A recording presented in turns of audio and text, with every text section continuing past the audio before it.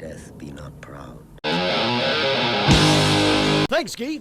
Now, how many of you believe that being overweight or morbidly obese is caused by a genetic predisposition? Show of hands. Well, you're wrong. They're fat, lazy slobs who won't take responsibility for themselves. Well, all right, you ignorant pigs. Put down your crack pipes and your beer bongs. It's time for the Angry Tabletop Nerd Show. All right, on today's show, we have the return of the butt-clapping captain of the Bussy Patrol, a.k.a. Terry from Reno 911. This is a request that goes out to a friend of mine, all right? And then Tabletop Time on life support. And then number 3, my summation and an outlook for the year 2025. Let's start with the butt clapper. It dropped a video called GW just dropped Warhammer's biggest scandal. So after a little brief interlude here, we'll be right back. The world is burning. Let's masturbate.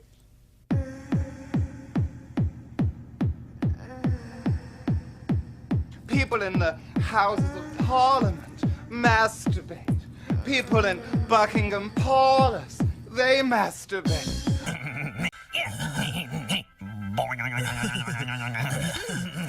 People at the United Nations, they masturbate. Watercolor artists, they masturbate. Lollipop ladies, lollipop men, masturbate.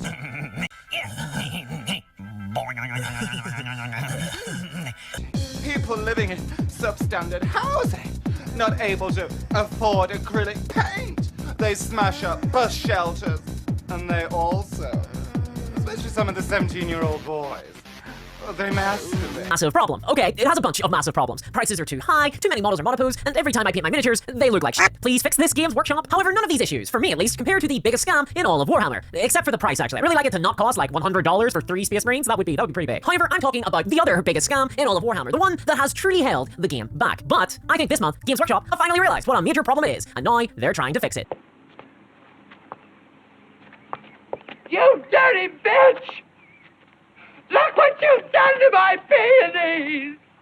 You can take your lovely peonies and besides, you silly queen, they're not even peonies! They're marigolds! Holy Jesus. What is that? What the fuck is that? All right, that's always a cringe fest to watch, I know. 4 minutes and 39 seconds, you get to the actual video, but you have a 1 minute, 30 seconds of hype, and then you have an ad for a 3D printer, and then you finally get to the actual video. This scandal has existed since day one of 10th edition 40K, and this is what you call jumping the shark to invent new things to bitch about. The broken promise of 40K 10th editions was there was supposed to be no army books in this edition. That is the broken promise. All right. 10th edition is a bigger mess than 40K 6th edition. And a lot of people weren't around for 40K 6th edition. And what a huge freaking mess that was. They went to a 6.5 version of the rules, and then they immediately went to 7th edition. I believe 6th edition had a lifespan of about a year, and then they went to 6.5. They had some kind of rules update, and then they went immediately to 7th. It was like a 1.5 year edition. It might have only lasted 2 years. We're coming up on 2 years of 10th edition, and I gotta say it's in terrible shape. If I had to rate the editions, I would give 6th a 1 out of 5. Then I would give 7th edition a 2.5 out of 5. I would give 8th a 3. Like, it's a step in the right direction. You fixed a lot of the things that were broken about 7th. So we're getting there. And then they released Imperial Knights and fucked up the game again. And then 9th is a more solid version of that 3. Whereas 5th edition was, I want to say, kind of on par with 9th. You know, it's not the best game, but it's doable. All right. And so 10th is a clear-cut 1 out of 5. There are the people out there that defend it, and I have no idea why. They must have a GW butt plug releasing a dopamine hit every time they get into a conflict with somebody at a game store when somebody talks shit on 10th edition. Kind of like store owner dickhead. That guy with his gray skin, three chins and tits and thinning hair, he vehemently defends 10th edition, you know. All right, 10th edition was so bad that my game group stopped playing it within about 2.5 months of its release. And then we went to playing different games because let's just face it, it sucks Donkey Kong Dong. The game was so busted, the community started to beg for army books, all right? This is the key thing here. GW, I think, did this on purpose. We'll make the game so shitty that they'll start to beg for army books, and then we'll make army books. And so they give you army books, and then they drop the Tyranid Codex, which immediately needed a points addendum the day after it got released. All right, they FAQ'd a newly released book. You spent $65 and they immediately FAQ'd it the next day. All right, I want you to think about that. That will be very germane to the subject matter later in this video. All right. Then, you know, you had like special rules like Oath of Moment that ruined the fucking game. I think they've patched that over twice. It went from reroll everything to you get to reroll ones to hit and to wound. Now it's back to not only do you get to reroll everything again, but you also get +1 to wound, you know. So I think I've seen this mechanic before in the form of fate dice and miracle dice. You know, it's just more reroll masturbation, and that's what the entire game of 10th edition has become, you know. And not last but not least, like I said, they released a $65 book called Gene Stealer Cults, and they're on the 4th patch for that book. And if you spend $65 on a book and you get 4 FAQs to your book and they couldn't get it right, not only is that unacceptable, all right, and Games Workshop should be called out on their bullshit for this, but I think that if you could present a receipt for that book and email it to Games Workshop, they should give you a 25% discount on your next purchase, all right, 25% off with a written apology, all right, and the game and the store you bought it from should not only take it back and refund your money, but they should have to give you an apology because that's just unacceptable.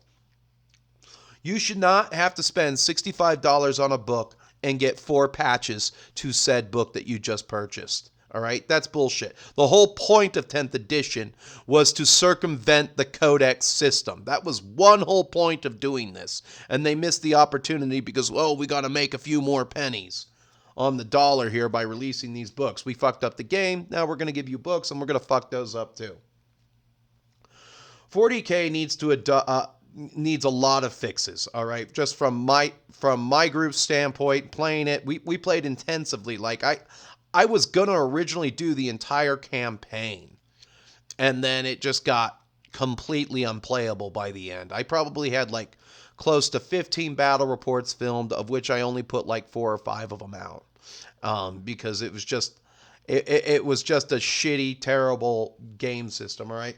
So, you know, what can be done here? All right. One, you know, you never notice the butt clapper will never mention a fix. 40K needs to adopt the 30K ballistic skill chart. All right. The only thing that should be getting a reroll are ballistic skills 6 and above. All right. So if you have a ballistic skill of 6, you get to hit on 2s. And then you get to reroll of 6s for an additional hit. So, okay, I missed with this 1 right here. I'm going to reroll that and see if I get a 6+, and then it gets better at a 5+ for ballistic skill 7. Okay, that would fix a lot of the problems, especially if you take everybody's reroll away. And don't even get me started on Armor of Contempt, which is back wrecking the game again, and they just had to FAQ it. All right. Instead, 7 minutes into the video, the butt clapper mentions Grotsmiths, all right, which is free rules in the form of army detachments. Here's the autistic Spurgy disconnect, all right? All right, 10th edition was always meant to be free, basically, as far as the rules go, all right? So they could immediately patch the game when they broke it so that you wouldn't have to waste money as a company on a physical publication, okay? You were not, so that was the whole point of 10th edition, the living world, the living codex. Oh, we've up royally here on this codex called Gene Stealer Cults. Let's FAQ it. All right, so you make an update to the app, and their app is a mess, by the way. Their app, 1 out of 5. Sucks Donkey Kong Dong. Worst app. Best app I've ever used for making an army, the Conquest app. All right, it's like apples and oranges, night and day. I would rather have a nice, ripe mandarin orange than a green apple from Games Workshop. All right, I mean, you want to go to apps that work, go to the app for Conquest Last Argument of Kings, all right? You don't have to waste money on a physical production, and you can update the rules immediately as need be and then get feedback from the community. Because these aren't my words, but like it really feels like a 10th edition wasn't play tested and it was just dumped on the community. And they said, we'll make the community play test it. All right. It took the butt clapper 13 minutes and 37 seconds towards the end of the video to say that Games Workshop isn't really good at releasing free content. All right. Notice how the butt clapper in every one of its videos will never, ever attack Games Workshop directly. It'll bitch about Games Workshop, but it never attacks Games Workshop directly. You'll never get a hard, this fucking sucks from that person. It's almost like they're controlled opposition. That's the best way to describe that channel. Controlled opposition. I wouldn't be surprised if Terry, the butt-clapping captain of the Bussy Patrol, wasn't on the payroll somewhere working for a production company owned by Games Workshop. They got a, I wouldn't be surprised that some of these channels who make content are on the payroll. There was a hype channel. 2 Plus or something like that. 1 Plus Armor Save. I'll have to find the name. But he was making videos hyping up the release of the Old World. And then when Old World came out, he basically said, well, I'm not going to play because Dark Elves are a legacy faction and they never made any content.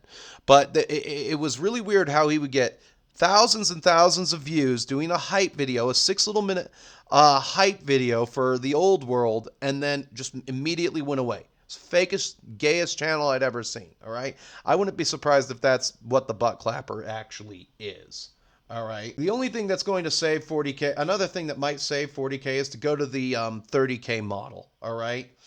You don't need, if I'm playing 30K or Old World, you don't need an advanced degree to know what's sitting on the other side of that table, all right? That's huge, all right? So, like, if I'm playing Old World and I sit down against a dwarf army, I don't have to know what's in the Arcane Codex to know what's sitting down around me. Dwarves, they're a pretty predictable faction. They're going to try to shoot you. They're going to try to grind you down in close combat with their heroes and their infantry numbers and push you back.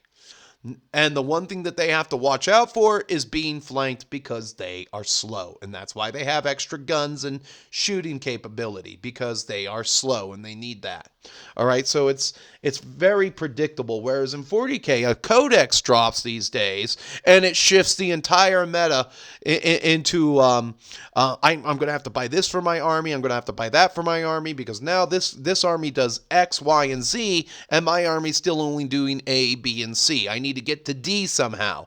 And that, like for me, one thing that killed 40K for me is that I am a huge orc army collector. All right, I have a huge orc army. I repainted my entire orc army very recently during the 2022 year. All right, and as I got off on painting these new orcs and we came into 10th edition, I boxed them all up. They're all in boxes right now. I mean, I got them out for some one-page rules, but it is what it is. It's a game. You can use your figures. I do highly recommend that over. Gonna have to get away from the codex system. All right, and I shouldn't need an advanced degree in dicknology to know what's sitting over there on the other side of that table. So, you're going to have to put some factions in legacy factions. Like it or not, if you don't currently have a codex, you are technically a legacy factions. All right, so you're going to have to focus on maybe 10 or 12 factions. You know, you could get rid of Sisters of Battle, Custodes, Death Guard, Gene Stealer Cults, World Eaters, Chaos, and Imperial Knights, Votan. Let's not make Emperor's Children a standalone book by themselves. All right, Thousand Suns, Space Wolves, Blood Angels, Dark Angels, Death Watch, Black Templars, and only focus on just the 12 factions, you know, because like it or not, there's the top 5 armies that absolutely have to get codexes every single edition. I mean, imagine going to an Iron Maiden concert and they didn't play The Trooper and they didn't play Aces High, which is usually their opener song. Well, if they didn't play those 2 songs, I would go to the ticket office, like a lot of us, and we would demand our money back. All right? Even when Iron Maiden does a tribute like Seventh Son of the Seventh Son, which is a show that I went to, they still played those 2 songs and they still ended with Iron Maiden. They also did Run to the Hills, all right? There's just certain songs that they are contractually obligated to their fans to play. Games Workshop doesn't think the same way Iron Maiden does. I guess that's why Iron Maiden has a working business model versus a failing business model. We play the songs that you want to hear. We do a tribute to one of our older albums, and then we bring it all home with Run to the Hills and Iron Maiden. It's not rocket science. Makes money every single time. But by going down to 12 factions, you would trim a lot of the bloat out. Now, you could do Volume 2 codexes. So you have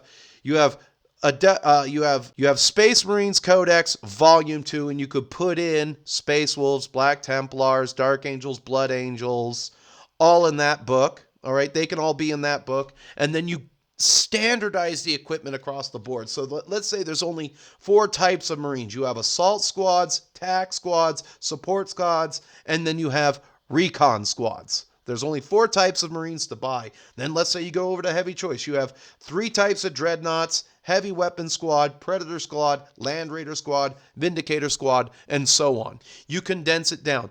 All the Marines are going to be drawing from the same equipment. All right, and then you turn over to the page here. You turn over the page, and I am playing Space Wolves. And I have these 3 pages dedicated to my faction-specific entries, of which there might only be 3 or 4. And if you're lucky, you might get 5. But that's how it needs to be done, because you can't write all the rules in the lifespan of an edition that need to be written so that everybody gets a book. And so you could do this for the Chaos Marines too. You know, oh, okay, well, I'm playing World Eaters and I'm in Chaos Marines book Volume 2. So I have Assault Squad, Tac Squad, Support Squad, Recon Squads. I have access to the Predator over here. I have this type of Dreadnought. All right.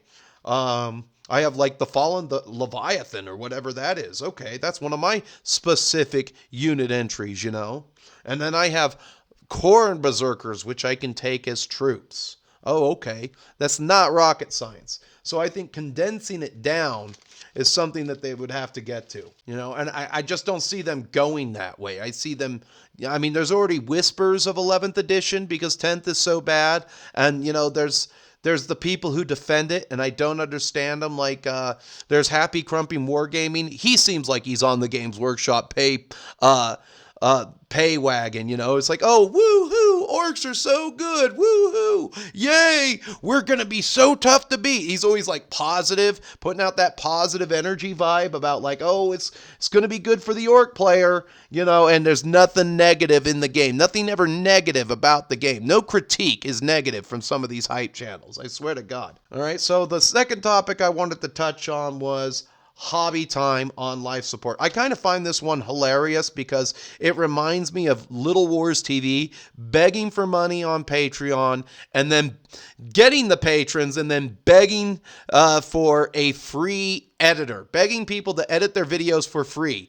And that's exactly what they did. I lost all respect for that channel when they posted a job for an editor and they said, well, that depends on how fast you edit footage for us, you know? Like Mr. Penn State, like that guy, he should wear the Timcast beanie, because there isn't a hair left on that poor head of his, and he's really one of those weird, creepy looking dudes, you know. And so I got this. I picked this up through Major Kill. It was a bit that he did on his channel, and so 3 minutes and 15 seconds into the video, douchemonger, and that's what I'm going to call this guy, neck bearded, man bun having douchemonger. Says we are going to come out with a line of miniatures to help bring up the revenue, because ad revenue just isn't what it used to be. So I did some checking around, and I found out that these people make precisely about $5,825, as I last checked, a month on Patreon, okay? Now I'm just going to round that up to $6K. So hobby content creators over the years have seen their ad revenue sliced and diced, all right? And it's always about that fabled ad revenue, which for some people, like, God, I can't remember his name, but it's another channel I talked to on Instagram. He's like, I get $300 a year. That isn't choke change to me. I load my videos up with ads. And I'm like, okay, well, all right. You can have ads if you want to. That's fine, you know, but expect to lose more of that revenue, because unless you're Sniper Wolf or Houston Jones, you're not going to get the ad revenue. They're going to continue to cut out the bottom channels. And what are the bottom channels? That's anybody below $1 million. That's where it's going to go. You're going to be you're going to be considered a bottom basic bitch channel unless you have at least 750,000 subs. End of story. All right? Because if your videos that you're putting out, and there's only really 1 million wargamers in the world, and I don't know how many of them watch wargaming content on the regular. I'm sure everybody has their 1 or 2 channels that they watch, you know, but there's really no way that you have every single wargamer watching your channel, all right? I'm just going to say that. There's 1,040,000 players at best in the world. That's it. That's the maximum number at any given time.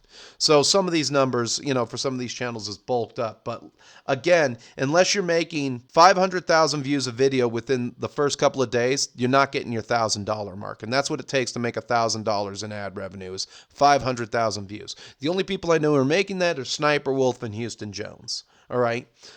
I'm sure there's tons of other channels doing that as well, but I'm just naming a few there. So let's take ad revenue off of the table and add useless merchandise and t-shirts that these people share. And we're going to say that this channel, Tabletop Time, makes anywhere from $6,000 to $8,000 per month. So what I want to know is, what the hell are they spending their money on? Where are you living, and what did you buy for yourself to up your finances? Why do you have a female presenter along with employees, plural? All right. So let's analyze why I think tourist channels are going to become a thing of the past. Number one, the channel gives me a midwinter Goobertown Eons of Battles vibe, but unlike Eons of Battle, this is not a bare bones 2 to 3 man project. That's why Eons of Battle works. That's why those guys are never going away. I actually see in Bert and Ernie's face the pains of male minimalism. Okay, what did they spend their money on? That's the big question right there. Like girls who do porn, where did the money disappear to? Makeup, toys, and handbags, not to mention drugs. All right, let's take a look at the room they're doing some of their videos in. In some of these rooms, it's loaded with decorations, camera equipment, and lighting that must number in the tens of thousands of dollars to buy. And I bet my last dollar that some of this stuff was bought on credit. All right. So you have mounds of debt plus living expenses, which shouldn't worry 2 men both making $3K per month. It shouldn't worry them at all, because I'm going to link a video from Aaron Clary that talks about male minimalism and the bare amount of money that a man needs to survive. And it's a 3-minute video. I suggest you check it out. It'll be in the bottom.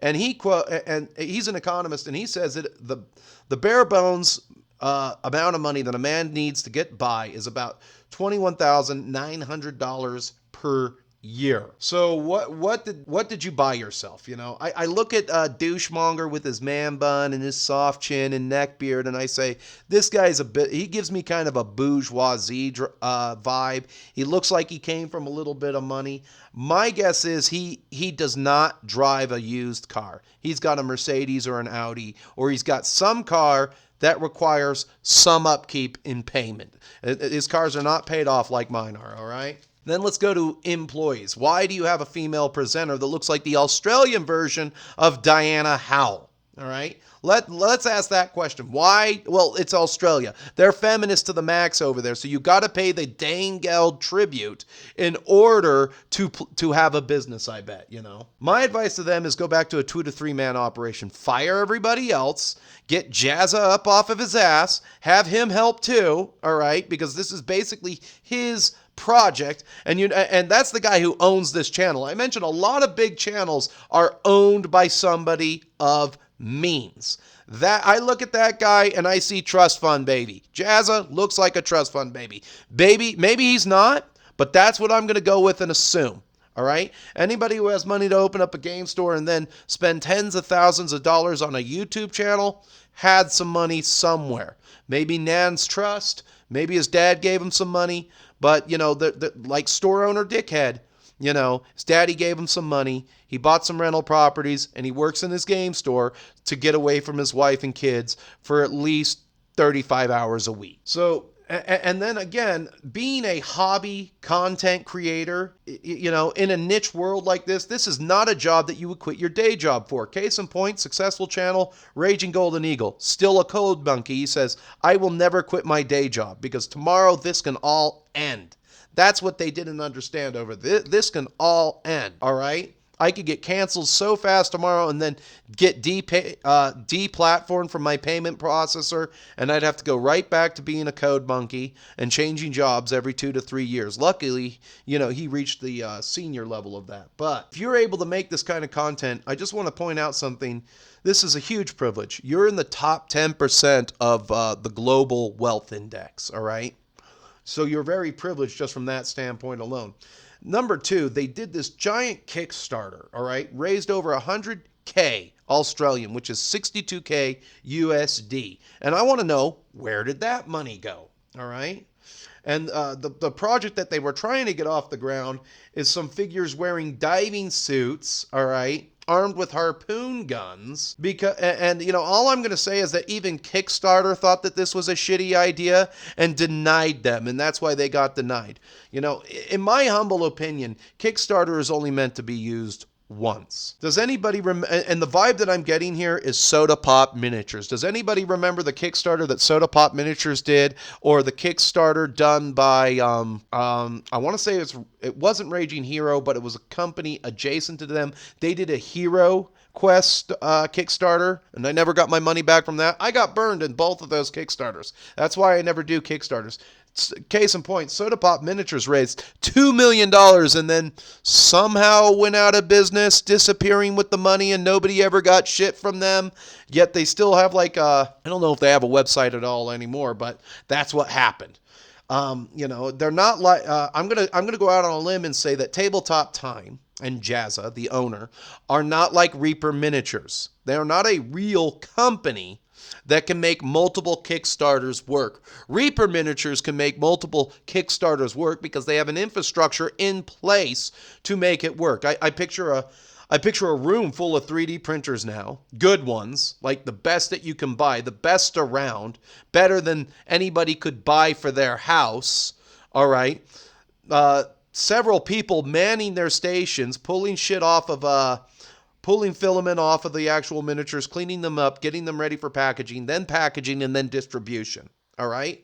That's why it works with Reaper. They can do multiple Kickstarters and not get turned down, all right? But when you're a 2-bit outfit, it's not going to work. 8 minutes, 30 seconds into the video, he says he doesn't want to make a woe is me video, but that's exactly what you're doing when you're begging for money.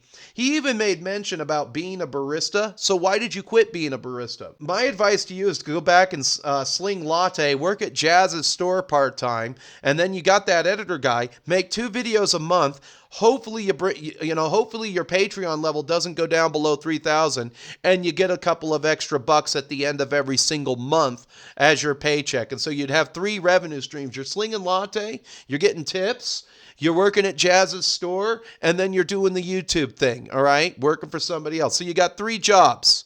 All right, and all I want to know is what you're doing with your money, dude. Then the last 3.5 minutes of the video, douchemonger basically begs for money and talks about how they're going over to this other site to fund the ogres wearing diving suits campaign or whatever. All right. Here's the problem with Tabletop Time. All right. Like Midwinter Minis and Squidmar and the Butt Clapper, they are all channels for tourists in the hobby, I think. And tourists in the hobby, that's going to be one of the things going into 2025 that's probably going to go away. All right. Channels like this, they're going to notice a significant drop in their ad revenue, and they're going to cry the wailing dirge about getting more patrons so that they can keep up their lifestyles that they had become accustomed to. But none of these channels are really, but unlike Aeons of Battle, they're not a Spartan 2 to 3 man operation. Some of these are pretty big productions, all right? Tabletop Time focuses on tourists and look-see-loos. That's one demographic that will only go 3 ways inside the hobby, okay? 1, they're going to make $150 buy-in. They're going to look at everything they've got on their table, and then it's just going to go right into the trash. It's going to go right into the trash, or it's going to go up on eBay. 2, they might graduate to AOS or 40K, and then they'll start watching other channels that actually play the games so that they have a better understanding of the game, a better grasp of tactics, and can become better players. Because look-see-loo channels don't make real content. End of story. It's all just filler. Number 3, they buy a beginner paint set. They buy 5 miniatures, they put them on their table. They'll take pictures. They'll halfway paint something and be like, oh, look at this shoulder pad I did. And then they'll never, ever leave the Reddit-verse. And that's where they'll linger for the rest of their days, never having played a real game, but talking a lot of shit on Reddit. But the one thing that you don't understand about tourist channels like Tabletop Time is that they will have a continuing downturn in return viewership because some gamers go away entirely or some graduate. At least Douchemonger had the good sense to mention the throttling YouTube algorithm effing everyone in the backside. All right? I want to mention that 2025 is going to be a year of financial strife for a lot of people out there. I'm expecting at least another 20% downturn in the stock market, which is bad for everybody. Especially people like Jazza who probably have a trust fund and they use their money to create little niche jobs. I mean, if I was going to open up a business, it would not be a game store, though though a lot of us would like to open up one, but it's just not something that you do during an economic downturn because that job requires a lot of easy loans. And if you don't have a solid business plan, you're not going to get that loan. Existing game stores, a lot of those places are going to fall on hard times, all right? Because you got to understand you are in the leisure and entertainment sector of the economy, and that's not a good place to be during a year of economic strife. As people have less money for food, less money for chicken tendies, they are going to basically walk away from the hobby entirely, which means they might stop watching content entirely, which means your ad revenue is going to get slashed even further and further. Or God forbid, the person might take out a second job, slinging latte, watch less YouTube, thus making the ad revenue go down even more. This is why you should never really ever tie your YouTube success to your ad revenue. Every channel should try to be more like Styx Hexenhammer. He never partnered. He never partnered. All of his videos are free to watch. He got really big on that. That's one reason I still watch the news from him, is because I can just go into the YouTube app, turn him on, no ads. Every now and then, I'll be going through and I'll see that YouTube has put ads on my content for some strange reason. I've seen it. People have told me about it, but I've never seen any money for that. A couple more predictions for 2025. I'm going to say the end of tourists and look-see-loos, the end of female custodes, which is starting to begin, I think, a revival in older games, whether that's 5th edition fantasy through 8th edition fantasy. Maybe a look back in time to a different version of 40K. Maybe people will pick up a 5th edition rule book and be like, those factions aren't in this book, but they'll sit down and they'll play an older version of the game. They'll go back to 9th edition or something like that, where basically you had the World Eaters Codex come out. And this is, again, why, I don't think it should be tied to codexes. You should write a system and do it like 30K and be like, this is what you get.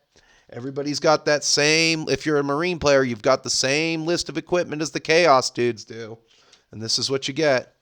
That system would work a lot better. But I think there's going to be a resurgence somewhere in old 40K. There probably already is. I just haven't seen it yet. But the people who play 40K, I don't know if it's an IQ thing, but they return for punishment every single time GW messes up. There's always that clique that's always going to play 40K. My group is no different. If there was a decent version of the game, we would play it. But now we've kind of moved on to other games. I don't think they get us back, even with an 11th edition. A bigger resurgence in specialty games like Old World, not to mention 30K, Necromunda, Mordheim, Legionis Imperialis. My friend played that yesterday while me and another friend played 30K.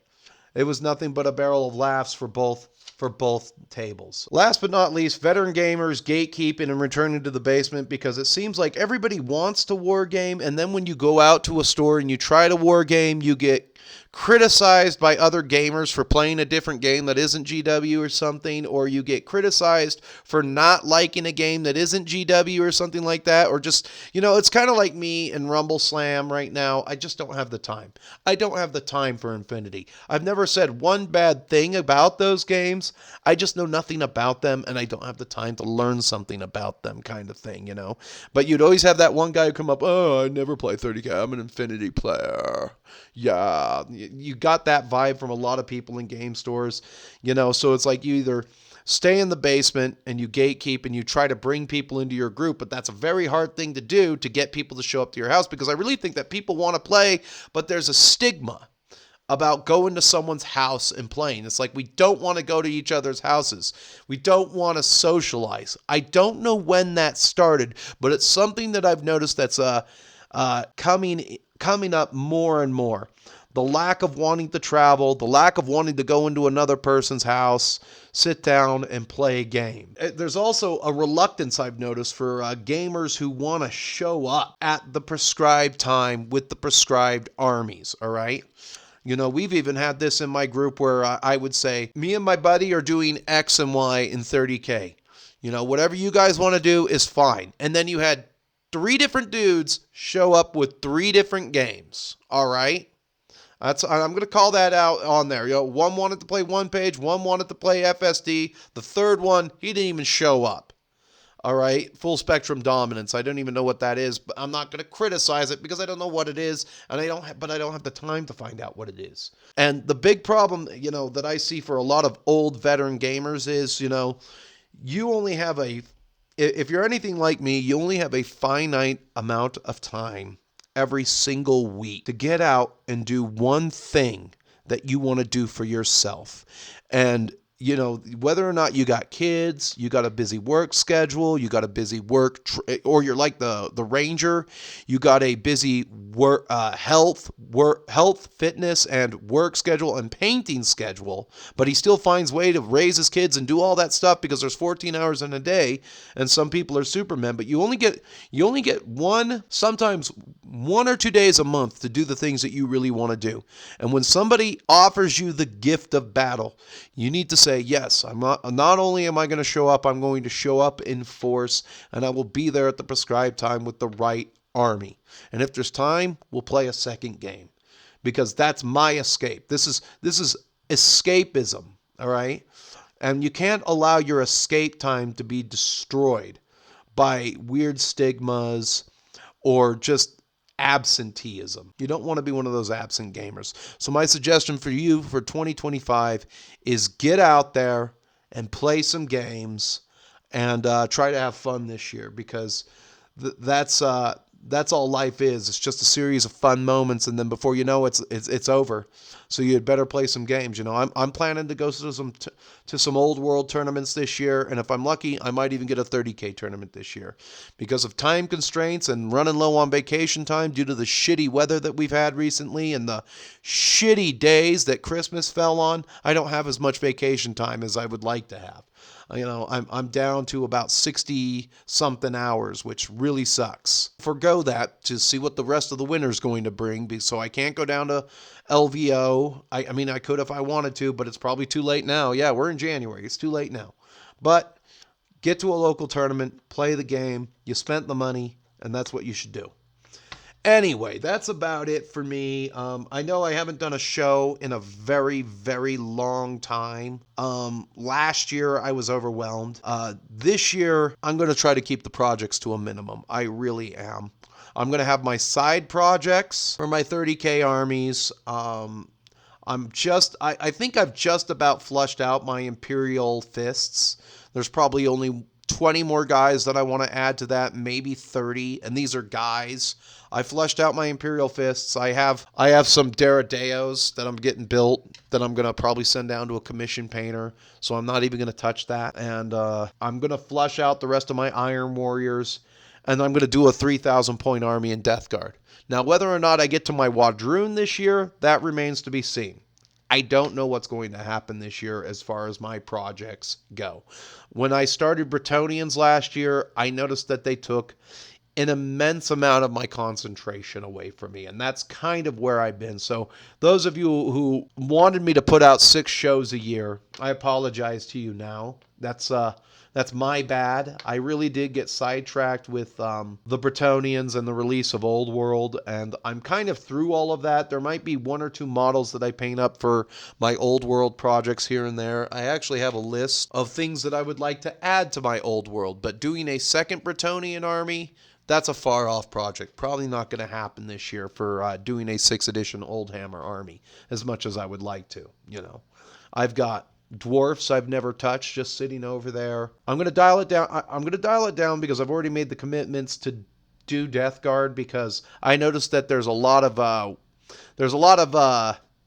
Venture Brother guys, you know, Imperial Fist bros out there. So I would like to distance myself from that. Project-wise, and my outlook for 2025, Death Guard is going to be in the pipeline. That will be a very easy, doable project. Probably easier than Iron Warriors, because then I don't have to do this kind of crap. Hazard Wobbles, which I still need a little bit more time on this side, but I think I'll wash it and then do it, you know. Dial that down, and it's just going to be a one and done purchase.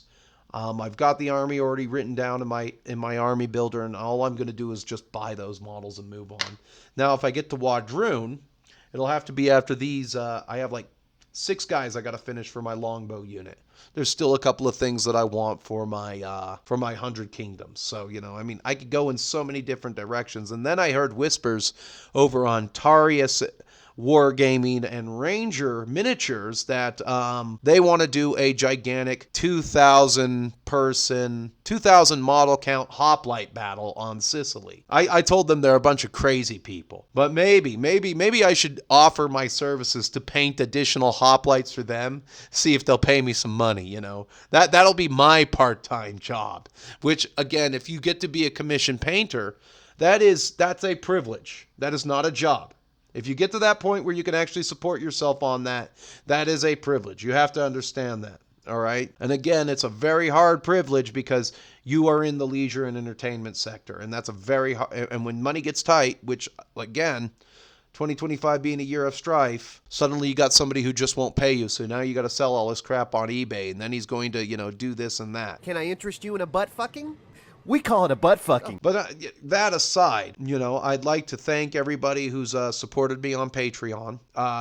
Just wholeheartedly, you have my thanks for bearing with me. Probably not going to have Patreon for too much longer. I think somewhere in February, I'm going to use the money I got to buy a new computer. And any money I make this year, probably another 4K camera so that I have 2 cameras. And then I'm probably going to close it because I don't see myself kicking around on YouTube for another full decade. I think I've been doing this since... I think I really got started in 2016, so we're coming up on there. I don't see myself doing this for a longer for a longer period of time. So I'll probably close that this year and give a shout out. And then if you're still watching, I want to say thank you.